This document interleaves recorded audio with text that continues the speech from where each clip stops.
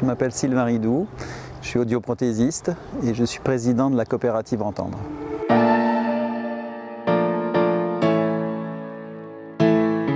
Entendre, c'est une coopérative 100% française. Nous représentons à peu près 320 points de vente en France.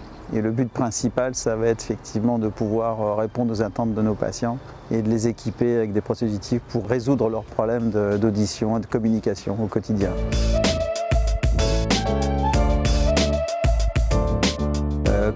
Quand on reçoit un patient pour la première fois, je pense qu'il a du mal à évaluer tout le bénéfice qu'il va pouvoir tirer de son appareillage dans son quotidien, dans sa relation avec les autres, avec ses enfants, avec les petits-enfants. Il y a un premier contact avec le patient et puis ensuite les choses vont se transformer. Quand il va porter son appareil auditif, il va redécouvrir des choses, il va redécouvrir les bruits, il va redécouvrir la communication. Quand on ramasse les plastiques, l'océan se porte mieux, mais derrière c'est toute une faune, c'est toute une flore qui va pouvoir se redévelopper, réexister ou continuer à exister dans de super bonnes conditions. Donc il y a cette perspective à long terme qu'on retrouve dans votre action et qu'on partage nous aussi d'une certaine manière. Donc on se retrouve sur ce terrain-là.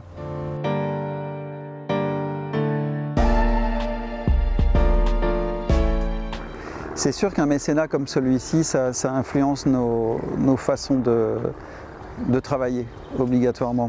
On peut le voir à différentes strates, dans différents niveaux de notre structure. Il y a pas mal de choses qu'on peut déjà revoir pour limiter des envois, limiter l'utilisation de papier, limiter l'utilisation de plastique. Mais derrière nous, dans nos centres à nous, ça va aussi forcément générer une prise de conscience de choses qu'on gaspille, dont on n'a pas forcément besoin. Et c'est aussi un moyen de pression qu'on peut avoir, j'ai envie de dire, sur nos fournisseurs, qui ne sont pas encore forcément dans ces démarches-là, mais qui vont forcément devoir y venir.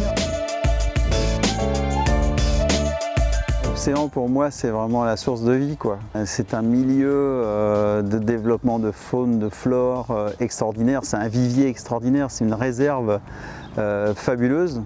Derrière ça, cette démarche, elle s'inscrit dans le temps, elle s'inscrit aussi pour nos enfants.